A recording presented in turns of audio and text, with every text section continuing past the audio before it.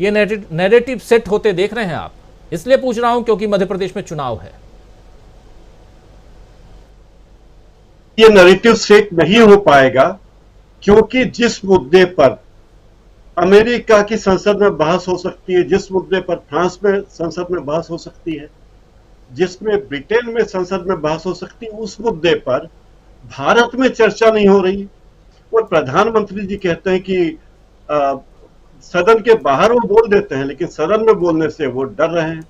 तो इससे शर्मनाक बात क्या होगी? और क्या प्रधानमंत्री इस देश की सभी चीजों के लिए जिम्मेदार नहीं है?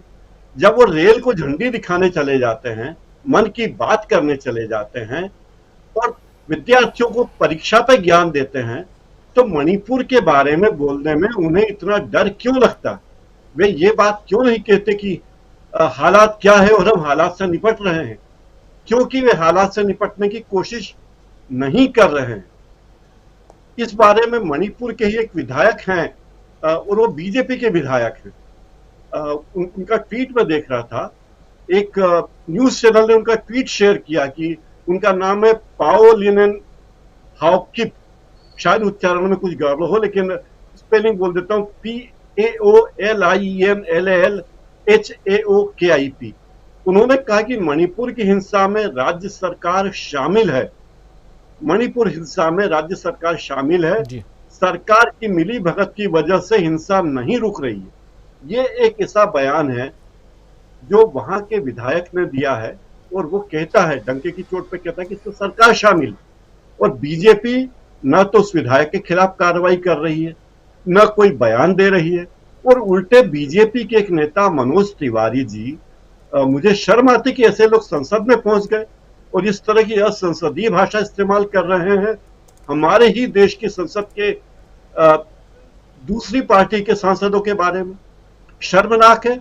क्या स्पीकर महोदय को नहीं चाहिए था कि मनोज तिवारी को हटाते, मनोज तिवारी की सदस्यता निलंबित कर देते?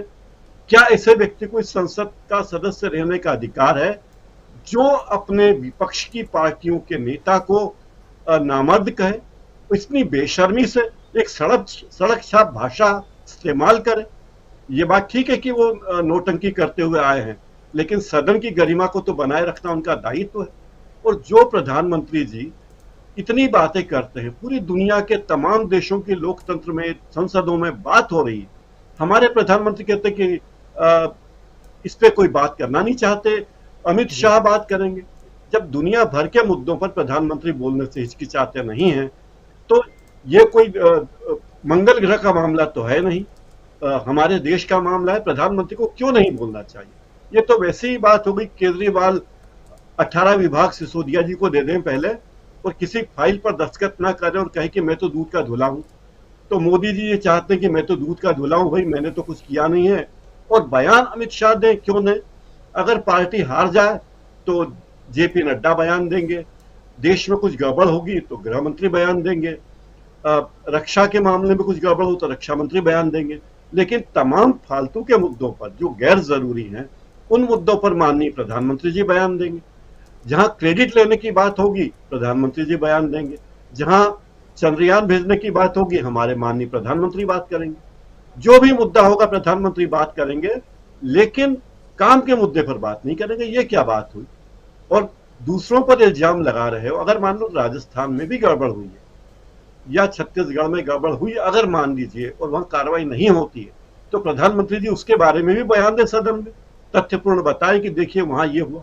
लेकिन एक बात मुझे अब तक समझ में नहीं आई, जो मणिपुर के मुख्यमंत्री कह रहे हैं बड़ी बेशर्मी से कि साहब साथ नहीं, एक बलात्कार हुआ या 2 बलात्कार हुए, तो ये कोई बात है?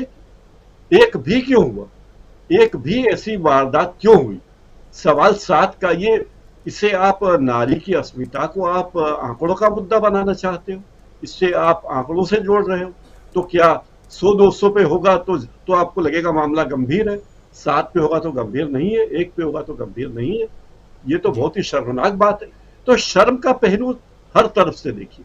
मनोज तिवारी की शर्म एक तरफ है, गृह मंत्री की शर्म एक तरफ है, माननीय प्रधानमंत्री का जो बयान 36 सेकंड का है, वो बयान उनके चुप रहने से भी बुरा है। अगर वे चुप रहते तो जितना बुरा होता उससे बुरा बयान उन्होंने 36 सेकंड में दिया है। इस बात को कोई नोटिस क्यों नहीं करता, कोई बोलता क्यों नहीं? और जी पार्टी के नेता किस तरह से बात कर, आज खड़गे जी का नाम सदन में लिया जाता, उनकी पार्टी का नाम नहीं बताया जाता। स्पीकर जिस तरह बर्ताव करते हैं जैसे कि वो किसी हेड मास्टर की तरह बात करने के, नहीं तुम बैठ, मतलब इस तरह स्पीकर को बात करना चाहिए क्या? ये भी बहुत गंभीर बात है। कुल मिला के लगता है कि सरकार के पास कोई मुद्दा नहीं है, या सरकार मूल मुद्दों से, जो देश के मूल मुद्दे हैं, उनसे भटकाना चाहती है और इसीलिए इस मुद्दे पर चर्चा नहीं करना चाहती, और इस बहाने विपक्ष के सांसदों को एक एक करके सदन से निलंबित करना चाहती है, ताकि मनमाने प्रस्ताव, मनमाने विधेयक ला सके, उन्हें पारित करा सके। और संजय सिंह का निलंबन मुझे लगता है उसी दिशा में एक कोशिश है।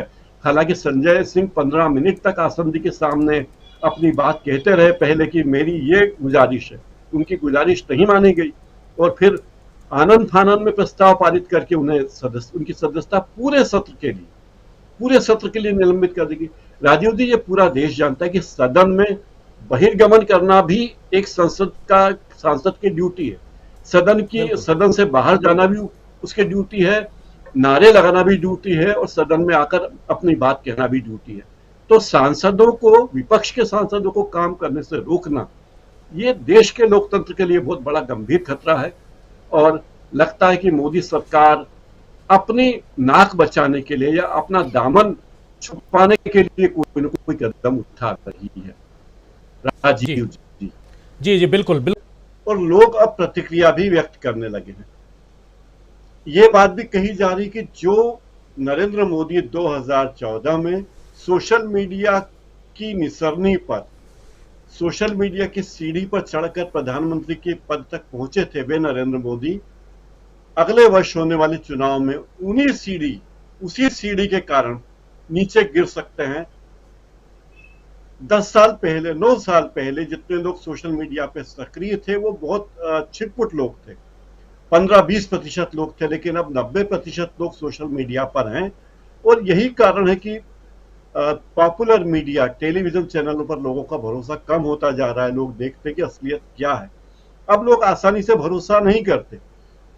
अभी अपने इस कार्यक्रम का शीर्षक है विपक्ष के आगे बेदम मोदी सरकार, लेकिन अभी भी टेलीविजन चैनलों पर इसका उल्टा शीर्षक चलता है कि मोदी सरकार के सामने विपक्ष बेदम हो गया, नरेंद्र मोदी के सामने विपक्ष की में जान नहीं बची।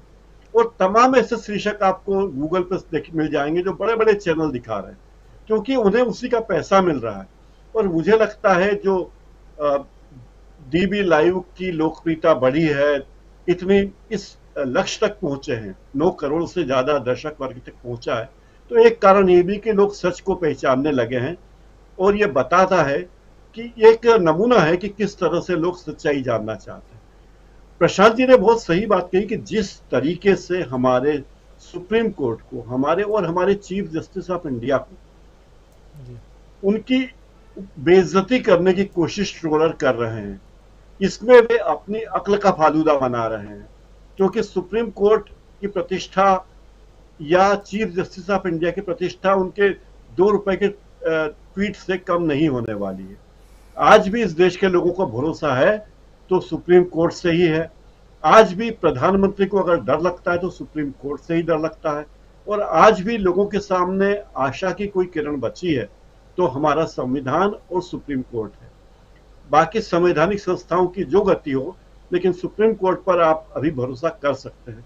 तो ये बहुत चिंता की बातें हैं जिस तरह से इस सरकार के लोग अभियान चला रहे हैं, उन सारे लोगों को के खिलाफ जो विश्वसनीय है, ये बहुत गंभीर बात है और शर्मनाक।